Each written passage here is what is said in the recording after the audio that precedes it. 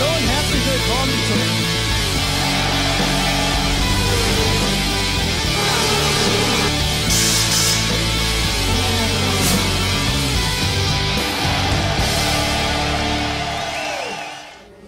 Welcome to Audi TV. Since the beginning of the new DTM 10 years ago, Hockenheim was always the venue of the opening and closing race of the season. Today marks the first time the track in Baden won't end the DTM season. Instead, Audi will take off into the German finale of 2010 here, before it closes the DTM season with races on the Adriatic and the new Shanghai DTM courses. But one thing has remained of the second race at Hockenheim: it attracts a number of celebrity motorsport fans. Everyone shows up when the DTM arrives in Hockenheim. Singers, sports stars and actors. Entertainer Stefan Raab discovered Stefanie Heinzmann through his casting show. Ever since, the 21-year-old singer from Switzerland not only chooses where, but also for what event she performs. I played here today for the taxi ride. They actually allowed me to sit in the passenger seat and I was really shaking. That was so awesome. It was really cool, especially for such a baby like me. I'm really into roller coasters, so sitting in the passenger seat of such a car was just perfect for me. Jochen Schumann felt perfectly excited too. The sailing team Germany and two-time America's Cup winner also attended. Schumann wanted to pay back for the DTM visit by inviting the Audi drivers to sail with him at the upcoming Audi Med Cup as the 13th man. I think motorsports and sailing have a lot in common. They are both complex technical sports and Audi brings us both together here. Audi sponsors sailing and obviously they also drive here. Ex-biathlete Katie Wilhelm and Audi have also been connected for a long time. After the three-time Olympic winner hung up her rifle and skis this year, she was able to get to know her former sponsor in Hockenheim from another perspective. Super. Awesome, totally cool, that was great. Were you afraid? Sure at the beginning, but then the rest of the time I just had a huge smile on my face. We talk shop with 1990 football world champions Andy Bremer and Karl-Heinz Riedler. Air Riedler, the miracle header, found out at the DTM what a relaxed experience he had as a football player back then. It's interesting to compare it to football. It's amazing what the boys here have to accomplish in the competition. We were shut off from the public hours before the games, whereas these guys still have to sign autographs and do the meet and greet. Totally different, but fascinating. Even if it's no longer the final race, the second race at Hockenheim is still something really special. It's simply a little more than just motorsports. The ordinary German tourist on holiday is a nightmare for every Spaniard. At least that's what they say. But Miguel Molina has a different opinion.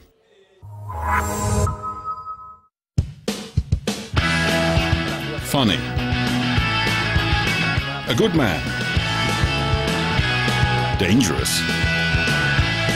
Gone in 60 seconds. Tasty.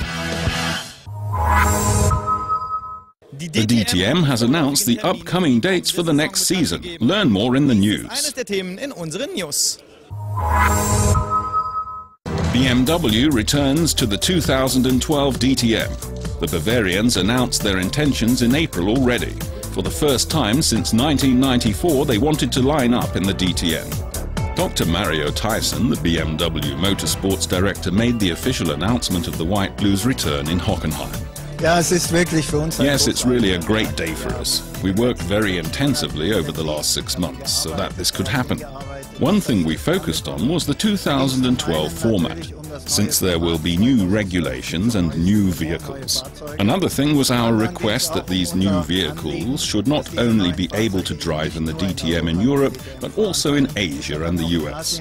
And over the last 6 months, we were really able to get a great perspective on it. Based on that, the DTM is the program for us. BMW won the DTM Championship 3 times, one of which was the founding year in 1984, with Volker Stritzek driving. 11 races in 6 countries is the lineup for the 2011 DTM race calendar. Back in the game is Austria's Red Bull Ring in Spielberg on June the 5th. But the highlight is the race at the Munich Olympic Stadium. The 2011 DTM schedule starts in Hockenheim on May the 1st and is scheduled to end in Shanghai on November the 6th. Alexandre Prémat is not just into car racing, he also runs. He started in September with the 16-kilometre or 10-mile run between Paris and Versailles. And then came the 20-kilometre or 12.5-mile run in Paris on October the 10th. But the Frenchman was just warming up for the New York City Marathon in early November. Yeah, my aim for the marathon is to run quite with a lot of speed, more or less in average with 13 km per hour. So which means that I should do, my target is between 3 hours 10 and 3 hours 20, which is quite already a really good time for the first time. There were 8 opening races and 8 finals here on the Hockenheim ring since 2002. But for the first time, a new variation of the track will be presented this weekend. Alexandre Prémat will explain the differences. So for the first time, we are not going to use the Parabolica. We are going to use the new shortcut. It's a new corner. It's really nice for drivers. It's a new challenges as well for drivers and engineers, which means that the number of laps will be 47 laps tomorrow. So strategy will change, brake point for driver will change, overtaking will change.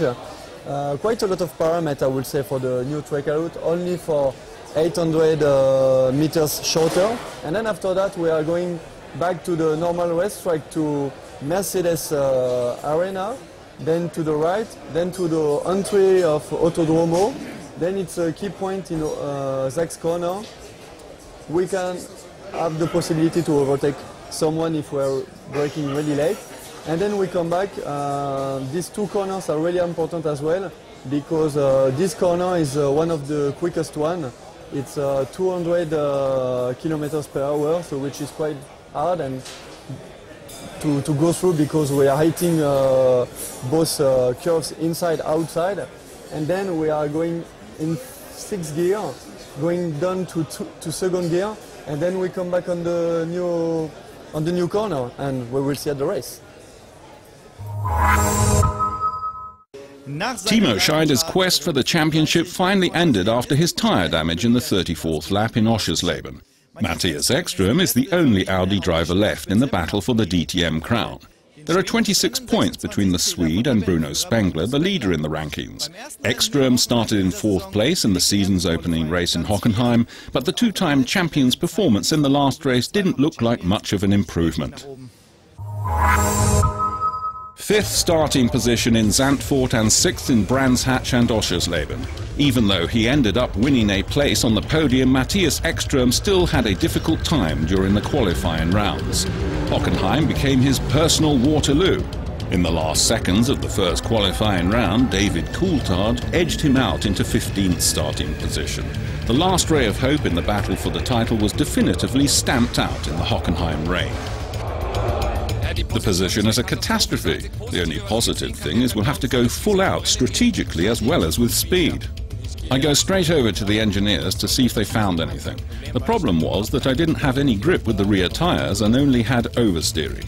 This morning we were doing really well, but after we'd changed the tyres we only experienced oversteering. We took that into the qualifying round.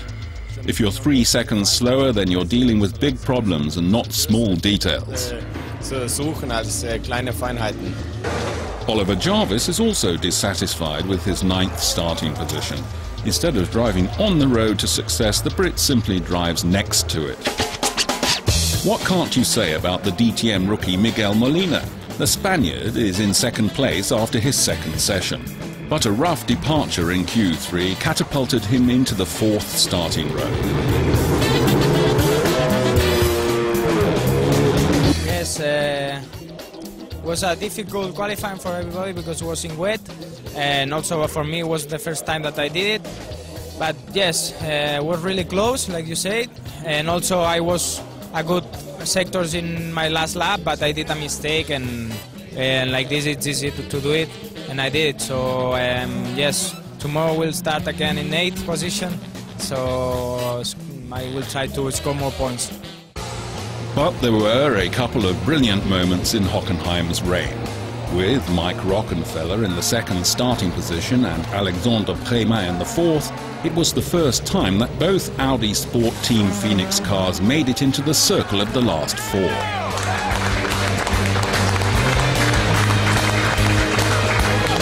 It's the best qualifying outcome of the year for Prémat. Rockenfeller got a lot more attention for his fastest time in the free training, but he's starting in the first row for only the second time in his career. Rockenfeller has to surrender to only one man, Timo Scheider. The champion managed a perfect lap at just the right time. After finishing in third, first and fourth in the first three qualifying rounds, he secured himself his 9th DTM pole position with a second half advantage. It's not about Audi winning it all anymore. Now it's about individual successes. A good step in the right direction was taken in the qualifying round as the leader in the rankings, Bruno Spengler, starts way back in the 11th position and Paul Di Resta in 5th. Genius conquers chaos. The genius in Hockenheim is Paul Di Resta, who reaches the goal before both Timo Scheider and Mike Rockenfeller. Bruno Spengler takes care of the chaos. The start was perfect. Timo Scheider moves to the lead ahead of Mike Rockenfeller and Gary Paffett in third. Before he even reaches the first curve, Matthias Ekström pushes up to the 11th position from his starting place in the 15th. The chaos on the new track already breaks out at the start of the race. Spengler brakes too late, slides through the switchback and crashes into Miguel Molina. 3 Audis and 3 Mercedes fall victim to the mass collision. Spengler's not involved, but Markus Winkelhock is. While braking at the third curve of the new track, I was on the outside and suddenly I felt a massive hit. Someone drove right into the side of my car. I don't know who it was or how it happened, but that was the end of the race for me right there. Matthias Ekström feels the late effects of the collision after 7 laps. Ekström's and Audi's dreams for the championship title are over. I had a good start, passed a lot of cars and was right next to Martin Tomczyk in the switchback. Then I saw the mass collision in front of me. Then I think it was Ralf Schumacher who came up from behind me and hit me pretty hard in the back right. Something was damaged, so I went off for repairs. But a few laps later the entire suspension was busted and the race was over for me. There was commotion in Alexander Prémat's box in the 14th lap, but the Frenchman drove to 5th place and was in arm's reach of a place on the podium. On the fast lane, Jamie Green just came back from the pit stop. I was really close to the wall and it just hit me on the front right. I had a massive cut and it happened in the first lap that I have no air anymore in the tires and then I went straight on the gravel. That's why that I came back in the garage. The championship leading Bruno Spengler dropped out in the 23rd lap, and Paul Di Resta seized the moment. The Scotsman stays on the outside for a long time and then is ahead of Timo Scheider by 18 seconds. Di Resta is also able to get ahead of Timo Scheider again after his second pit stop. With his 3rd win in a row, Paul Di Resta takes over the lead in the rankings. Sure, I wish I would have won today, but we just didn't have the speed that Paul had. I think he was also the only one on the whole track who could have done what he did. You have to congratulate him and give him respect for his performance. I don't know how he does it, being so dominant on the track even against his own teammates. But in this case he really deserves it. Winning 3 races in a row, he's really raising the bar high at the moment. The sparks flew at the finish line in Hockenheim, but only for half the drivers. 2 podium places for Audi as Mercedes stumbles for the first time this season. But one thing's for sure, the Stuttgarters will divide the spoils of victory amongst themselves. The season's trend seemed to have continued here. Audi was close, but once again wasn't close enough for victory. 2 places on the podium were great, but to be honest, with Paul Di Resta's dominance, it won't be easy to edge out a win in the last 2 races. But there are still 2 opportunities, the first in 2 weeks' time. Then we'll be at the race on the Adriatic course. I hope you'll be there too. Until then, goodbye.